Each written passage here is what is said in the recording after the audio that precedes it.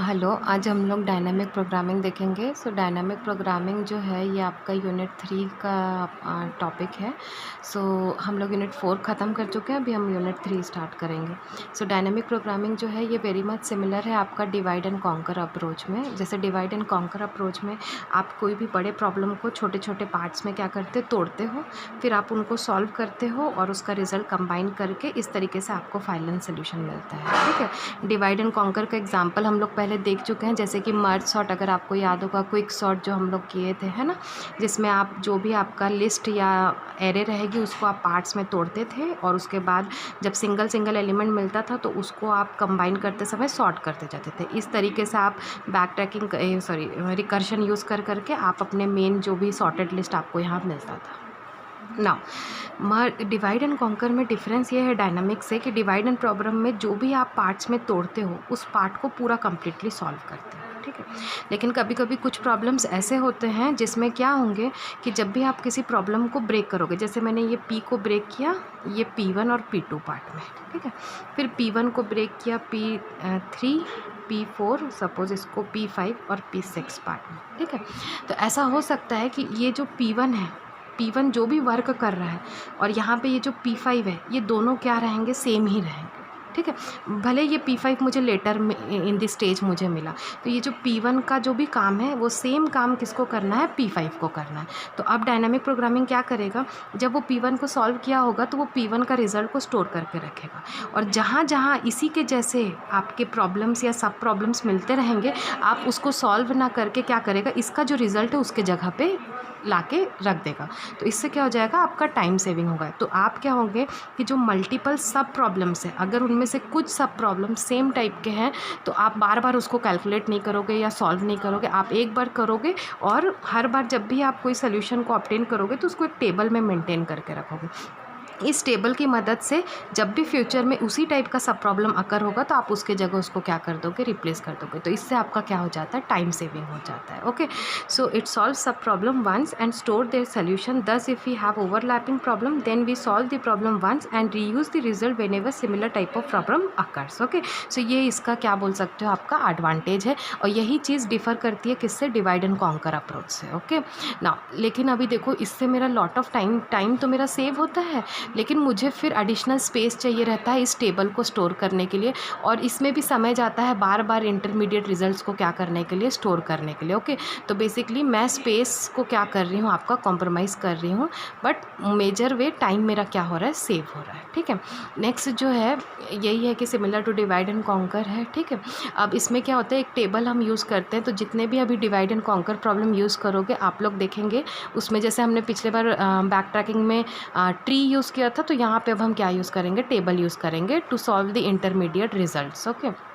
Next, ये जो dynamic programming है ये जो है ये कोई मेथड नहीं बोल के इसको हम एक टेक्निक बोल सकते हैं और ये टेक्निक जो है जो बेस्ट अप्लाई होता है, किस में अप्लाई होता है, ये ऑप्टिमाइजेशन प्रॉब्लम में। ओके, सो ऑप्टिमाइजेशन प्रॉब्लम्स आपको पता है, जैसे सपोज़ मुझे एक जगह से दूसरे जगह जाना है सबसे कम टाइम में। ओके, सो मेरा ऑप्टिमाइजेशन प्रॉब्लम, मैं एक जगह से दूसरे जगह तो बहुत तरीके से जा सकती हूँ, लेकिन ऑप्टिमाइजेशन में क्या होगा, सबसे कम समय में मैं जा सकूँ, तो वो क्या हो जाएगा, मेरा ऑप्टिमल रिजल्ट हो जाएगा। ठीक है, जैसे मुझे दुर्ग से भिलाई जाना है, दुर्ग से रायपुर जाना है, तो मुझे बहुत सारे ट्रेन, बस, बाइक में जा सकती हूँ, तो मैं सबसे फास्ट ट्रेन में जा सकती हूँ, तो मेरा ऑप्टिमल रिजल्ट क्या हो जाएगा, ट्रेन, जिसमें मेरा टाइम क्या हो रहा है, मुझे कम लग रहा है। ओके, सो इस तरीके से आप ऑप्टिमल जो प्रॉब्लम्स रहेंगे, specific type of optimal problems, उसमें आप क्या कर सकते हैं, डीपी अप्रोच को यूज़ कर सकते हैं। एंड अगेन ऑप्टिमल जो प्रॉब्लम होता है वो आइदर मैक्सिमाइजेशन होता है या फिर मिनिमाइजेशन होता है। तो मैक्सिमाइजेशन यानी जैसे कि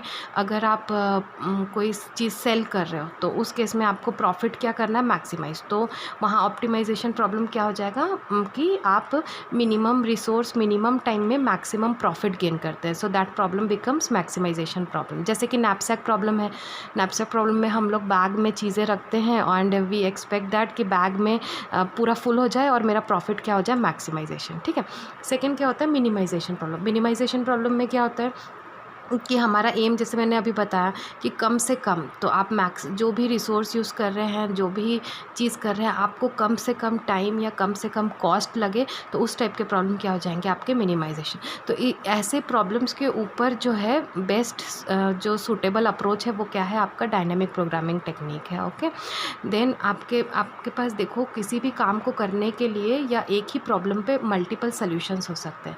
तो मल्टीपल सोल्यूशन में से आपको सिर्फ सिलेक्ट कितना करना है, ऑप्टिमल सोल्यूशन। ठीक है, अभी लास्ट क्लास में अभी हमने देखा बैक ट्रैकिंग में, जैसे हम ग्राफ कलरिंग वाला देख रहे थे, जिसमें हमारे पास मल्टीपल सोल्यूशंस थे ग्राफ को कलर करने के लिए। ठीक है, बट डायनामिक प्रोग्राम में मल्टीपल सोल्यूशन नहीं होते, इसमें सिंगल सोल्यूशन होगा और वही सोल्यूशन मेरा क्या होगा, ऑप्टिमल सोल्यूशन होगा। ओके, ऑप्टिमल सोल्यूशन हमेशा एक रहता है, बट मल्टीपल सोल्यूशंस को हम क्या बोलते हैं, feasible solution, and there can be more than one feasible solution for a given problem. Okay, तो डायनेमिक प्रोग्रामिंग में याद रखना है आपको कि हम बेसिकली देखते हैं ऑप्टिमल सोल्यूशन के लिए। ओके, नेक्स्ट इसके बाद देखेंगे ये अप्रोच या ये जो टेक्निक है, इसमें कितने स्टेप्स है। कभी कभी पूछता है राइट दी स्टेप्स। ठीक है, तो उसको और देख लेते हैं एग्जांपल्स। ठीक है, तो देखो कुछ एग्जांपल्स है आपके डायनेमिक प्रोग्रामिंग के। एक है आपका multi stage graph, 0-1 knapsack, optimal chain. ये सारे हम लोग अभी देखेंगे इसके बाद नेक्स्ट क्लासेस में, जो है कमिंग क्लासेस में ये सारे को देखेंगे कैसे हम डायनेमिक प्रोग्रामिंग यूज़ करके उसको सॉल्व करते हैं। ठीक है ना, जनरल स्टेप्स या स्कीम जो है डायनेमिक टेक्निक अप्रोच का, वो है सबसे पहले क्या करना है, आपका स्ट्रक्चर करना। ठीक है, स्ट्रक्चर में बेसिकली आप क्या बोलते हैं कि आपको आइडेंटिफाई करना है कि जो प्रॉब्लम मैं ली हूँ, कि मुझे ये प्रॉब्लम को सॉल्व करना है डायनेमिक, क्योंकि मैं बताई हूँ कि डायनेमिक प्रोग्रामिंग एफिशिएंट तभी होगा जब उसमें ओवरलैपिंग सब प्रॉब्लम्स होंगे। ओवरलैपिंग सब प्रॉब्लम होंगे तो आप एक बार प्रॉब्लम को सॉल्व करोगे और बाकी जगह पे उसी प्रॉब्लम के रिजल्ट को क्या करोगे, स्टोर करोगे। So you need to find कि ये प्रॉब्लम जो है ऑप्टिमल तरीके का प्रॉब्लम है कि नहीं है। ठीक है, तो अगर ऑप्टिमल तरीका है तो जो भी ऑप्टिमल सब प्रॉब्लम्स में हम उसको क्या करेंगे, ब्रेक करेंगे। ओके, नेक्स्ट उसके बाद बोलता है आप इसी में नेक्स्ट उसके बाद बोलता है जो भी मेरा प्रॉब्लम है उसको मैं रिकर्सिवली डिफ़ाइन करूँगी। सो ये रिकर्सिव डिफ़ाइन यानी बेसिकली हम क्या बोलते हैं, आपको अगर याद होगा हम लोग यूनिट 1 में देखे थे रिकरेंस रिलेशन। रिकरेंस रिलेशन क्या होता है, जो भी प्रॉब्लम होता है उसको एक मैथमेटिकल टर्म में रिप्रेजेंट करता है,